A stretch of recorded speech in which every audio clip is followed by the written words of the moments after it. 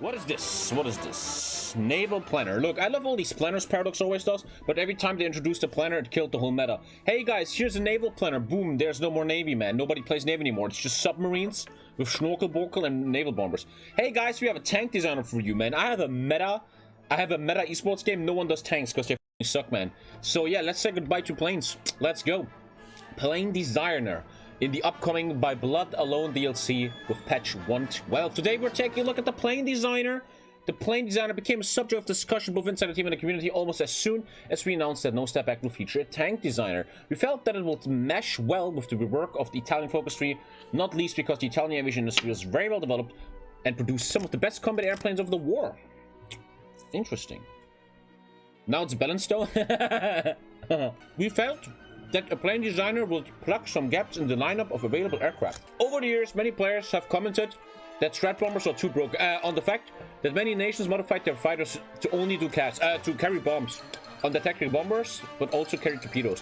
One of the big goals of the plane designer was to allow for these types of multiple aircraft to completely destroy the meta. What? At the same time, we didn't want to make these multi-role planes too powerful. Instead, a plane design optimized for a single mission should be more effective than a multi-role plane. I like that. That's like from Millennium Dawn, man. The basics of the plane designer are probably not a surprise for anyone who's familiar with the ship or tank designers.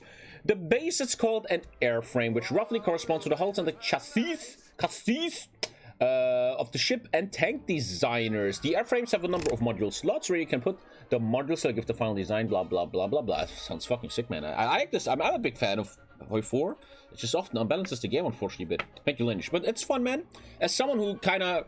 You know, I can appreciate these updates more now because I became a single-player guy. Like, fuck multiplayer chilling with all these 16-year-old weirdos, man. As a single-player guy, these updates are a bit more nice.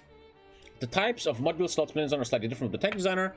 Blah, blah, blah, blah. Engine modules are perhaps the most straightforward of them, unlike tanks, where the slot dictates what type of engine the tank uses, and a separate stat determines what the speed is. Engine modules in the plane designer determine the number and power of the engine mounted on the aircraft.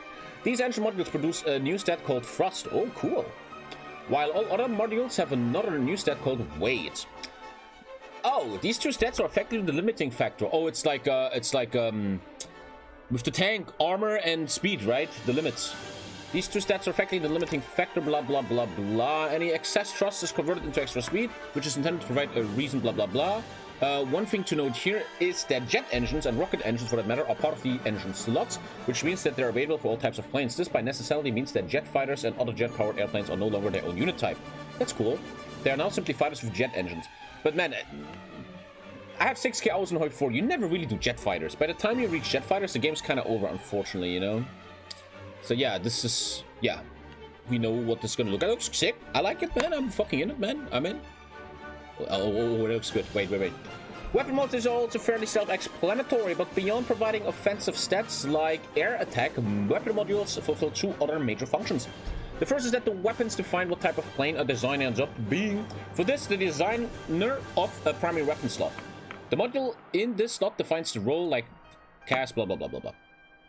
This is relevant because the weapon modules also unlock what missions you can have. Okay, that's whatever you put in, just get the missions. We still wanted to give you an easy way to classify your design on a high level. It also makes it a lot easier, blah, blah, blah. That looks sick. Oh, anti-tank cannon. Dude, is there finally anti-tank bombers?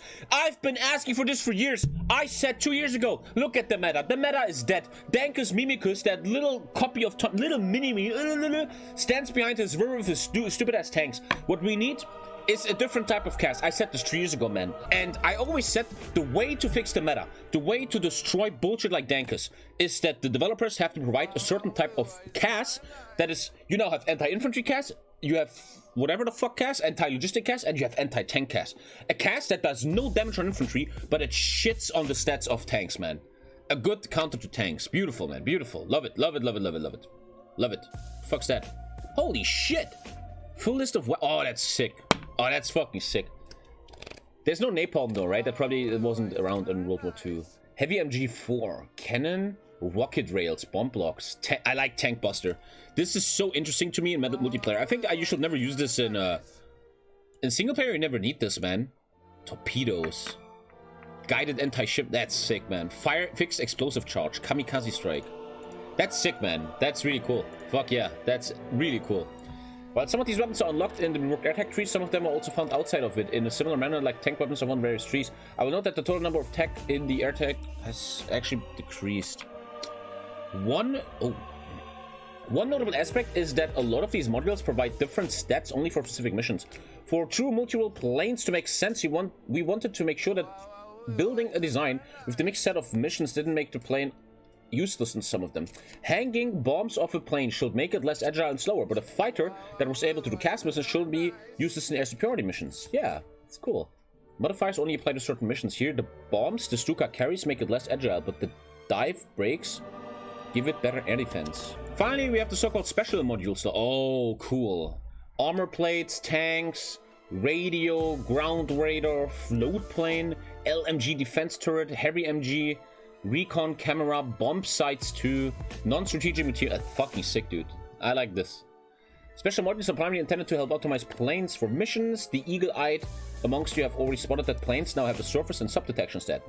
Beautiful. When their planes have those stats, blah blah blah blah blah. Oh, cool, man. Look at, oh man. Here's a partial list of new plane icons. Ah, I love that. I've always wanted more icons in HOI4, man. Dude, you're gonna hate me say this, dude. If Paradox would literally release an icon package for $5, I would buy it. Dude, nowadays, every developer sells out. If Paradox walks like, hey, if you give us $4.99, you get 5 tank and 5 plane modules, designs. Fuck it, man. We have new of this shit. So this guy has 4 tank busters.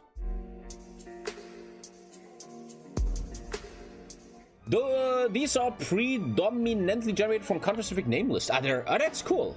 In an effort to avoid unnecessary micromanagement, we've made a few important decisions. Division commanders themselves will not directly confer bonuses upon the divisions they command. However, the divisions they command will now earn and lock a record of important actions. These generals don't actually do anything, but I love. Oh my god.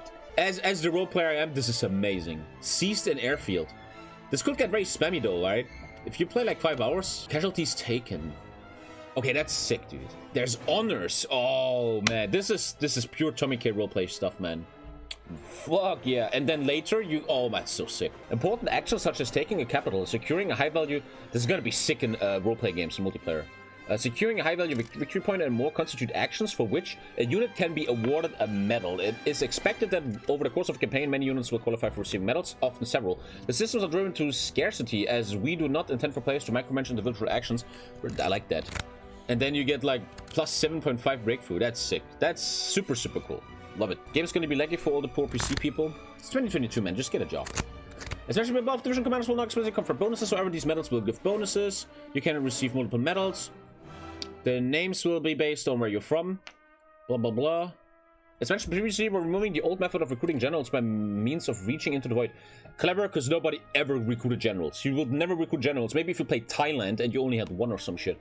This means that your army general will now be directly linked to your field of divisional officers, blah, blah, blah. Divisional officers will store experience based on the experience gain of the unit they are commanding, as well as receiving a lump sum when a medal is awarded. While active as a divisional officer, this experience will have no meaningful effect. However, when in need of a new army general, you can promote these fuckers. Any medals awarded to division will be retained. Blah, blah, blah. Unit cohesion. Divisions will relocate from long distances in order to maintain a battle line. What? You will also note that my roadmap included a wish to improve the battle planner. While this is likely to be a slow, iterative process, DBA heralds the inclusion of a new frontline parameter intended for advanced users. The cohesion parameter can be set on any root frontline order and will affect how the unit controller places divisions across the front line. The default setting of flexible cohesion functions, as you have grown to expect, all units will be evaluated the same. But what is the others? Rigid. Balanced cohesion will only successfully evaluate units that are within a defined distance from the target distance, blah blah blah. In practice, this results in less units shuffling along front lines. Oh, that's good. Final setting is rigid cohesion and is intended primarily for long defense lines. It will only successfully evaluate unit positions that are within a very short distance from the target location. I don't fucking get this. We gotta see it. Modding? Something for modders? Cool. Attachments. What's that? Oh, that's like the pictures. Yeah, you can name... Okay, we have medals and battle plans. Cool shit. Cool shit. Good shit, man. What are you still doing here, mate? Jeez. Well, if you want to see more, check out these videos. And don't forget to subscribe. I'll see you later.